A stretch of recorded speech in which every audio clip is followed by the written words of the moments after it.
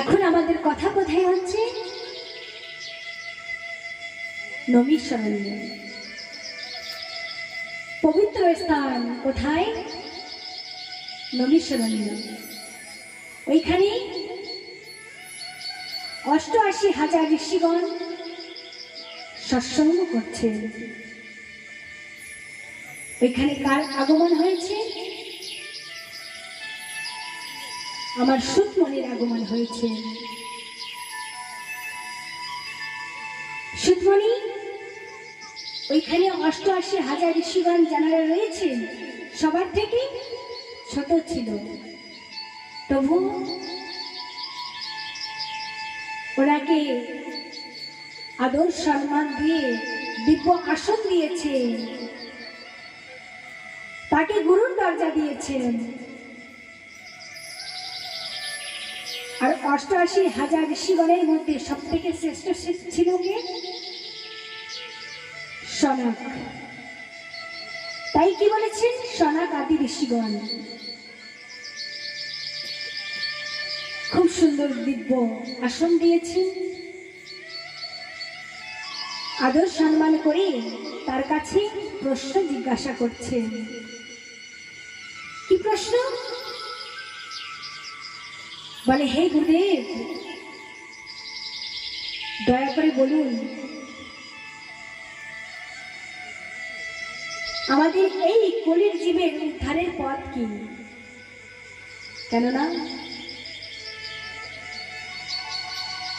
আমাদের কলির জীব অনেক মন্দ বুদ্ধি, তাদের মধ্যে বুদ্ধি নেই,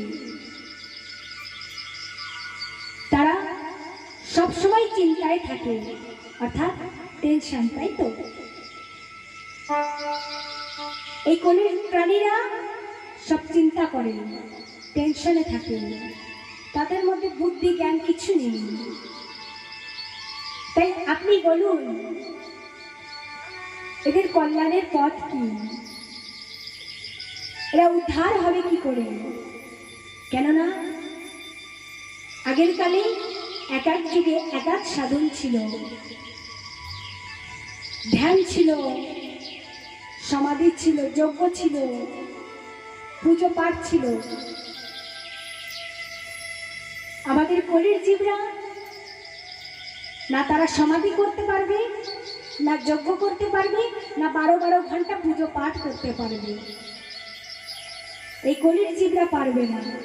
তাই হে গুরুদেব, আপনি দয়া করে সরল সোজা কি উপায় আছে সেই উপায়টা বলুন, কৃষ্ণ প্রাপ্তির উপায়টা কি তাই বলুন। কেননা যে গুরু হন একমাত্র তিনি কল্যাণ করতে পারেন। একমাত্র গুরুদেবই আছেন যে আমাদেরকে সৎ রাস্তায় চলা শেখাতে পারে। তাছাড়া কারোর পক্ষে সম্ভব হয় না। তাই আজ বলেছে, হে গুরুদেব, আমাদের এই মনের অন্ধকার দূর করে দিন। একমাত্র আপনিই পারবেন আমাদের এই মনের অন্ধকার দূর করতে। কি বলেছেন? চিন্তামণির লোক সুখম সুরদ্রু স্বর্গ সম্পদম প্রয়াসতে গুরুপিত বৈকুণ্ঠম যোগী দুর্লভম। চিন্তামণি আমাদের লোক সুখ দিতে পারেন, কল্পবৃক্ষ আমাদেরকে স্বর্গ সম্পত্তি দিয়ে দিতে পারেন, কিন্তু একমাত্র সদ্গুরু যিনি, উনি আমাদেরকে ভগবত ধাম দিয়ে দিতে পারেন, বৈকুণ্ঠ ধাম দিয়ে দিতে পারেন। একমাত্র ওনার কাছেই আছে। তাই যখন এমন আদর সম্মানে পেয়েছেন সুতমণি গদগদ হয়েছে, অনেক প্রসন্ন হয়েছে। বলেন, খুব সুন্দর প্রশ্ন করেছো, কেননা এমন প্রশ্ন কেউ করে না। সনাকাদি ঋষিগণ ওনারা কি নিজের জন্য বলেছে? বলেনি, আমাদের জন্য বলেছে। কেননা আমরা কলির জীব, আমাদের উদ্ধার কি করে হবে? আপনারা বলুন তো, আমাদের ঘরে যদি কোনো গুরুদেব আসেন বা ঋষি মুনিরা আসেন, আমরা কি জিজ্ঞাসা করি? হে গুরুদেব, হে ঋষিমণি, বলুন আমাদের ঘরের উৎপত্তি কি করে হবে? আমাদের একতলা বিল্ডিং হয়েছে, আর একতলা কবে হবে? তাই তো, এইসবই তো জিজ্ঞাসা করি নাকি? একখানা গাড়ি হয়েছে, আর একখানা গাড়ি কবে হবে? আমার ছেলেটার চাকরি কবে হবে? আমরা তাই তো জিজ্ঞাসা করি, এই সংসার মাঝের কথা জিজ্ঞাসা করি। আমরা কখনো এই কথা জিজ্ঞাসা করি না যে হে গুরুদেব বা হে ঋষিমণি, দয়া করে বলুন আমাদের কল্যাণ কি করে হবে? আমাদেরকে কল্যাণ আমরা কি করে করব? এই কথা কিন্তু আমরা কোনোদিন জিজ্ঞাসা করি না।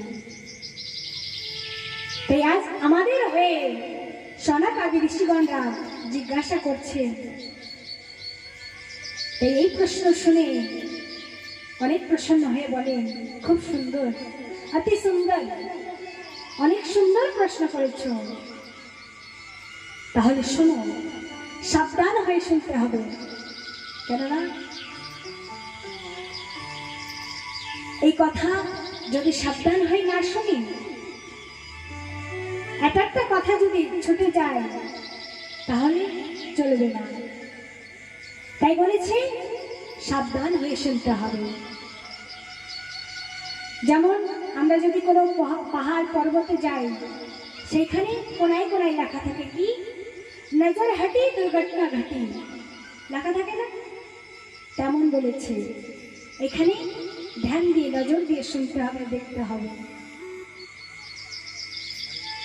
বলেছে আমাদের প্রতিটা জীবকে এই কালরূপী সর্প গ্রাস বানিয়ে বসে আছে। কখন সময় আসবে, কখন খেয়ে ফেলবে তার ঠিক ঠিকানা নেই। এর থেকে বাঁচার উপায় একমাত্র শ্রীমদ্ ভাগবতম শাস্ত্রম, একমাত্র এই ভাগবত কথা, এই ভাগবত শাস্ত্র। এর থেকে বাঁচার উপায় আমাদের এই ভাগবত কথা। বলে এই ভাগবত কথা, বলে হ্যাঁ, এই ভাগবত কথা দেব দুর্লভ কথা। এই ভাগবত কথা শুনতে হলে আমাদের এই পৃথিবী লোকে আসতে হয়। শুধুমাত্র আমাদের এই ভারতেই এই ভাগবত সৎসঙ্গ হয়, ভগবানের কথা শ্রবণ করা যায়, আর কোনো দেশে হয় না। তাই কি বলেছে, আমাদের এই দেশকে কি বলেছে? ভারত মাতা বলেছে, তাই না? মাতা বলেছে। অন্য কোনো দেশকে কিন্তু বলেনি। বলেছে রুশিয়া মাতা, ইংল্যান্ড মাতা বলেছে? বলেনি। শুধুমাত্র এই ভারত মাতাকেই মাতা বলেছে। কেন? কেননা এইখানেই সৎসঙ্গ হয়। এই সৎসঙ্গ দেব দুর্লভ কথা, দেবতারা শ্রবণ করতে পারে না। একবার কি হয়েছিল,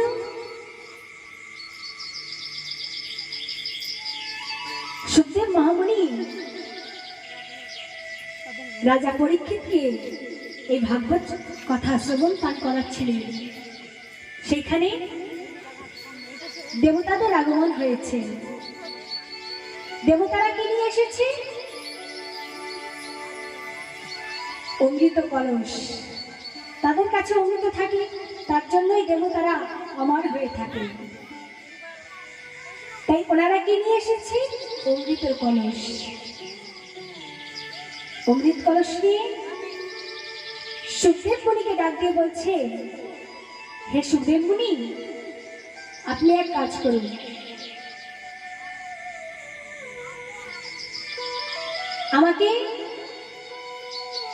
আমাদেরকে এই অমৃত ভাগবত অমৃত দিয়ে দিন, আর আমাদের কাছে এই অমৃত কলস আছে, এই অমৃত রাজা পরীক্ষিতকে খাইয়ে দিন, কেননা ওনার শ্রাপ লেগেছে, ওনাকে বাঁচাতে হবে।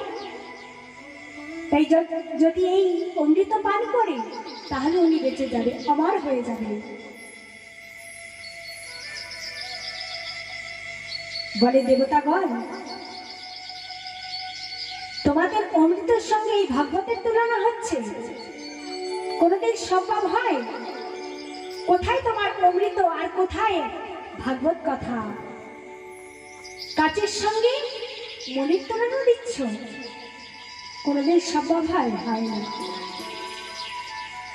এমন বেশি বেশি কথা বলে দেবতাদেরকে এখান থেকে বের করে দিয়েছে। দেবতারা ক্রোধান্বিত হয়ে ব্রহ্মাদেবের কাছে গিয়েছে। বলে, ব্রহ্মাদেব,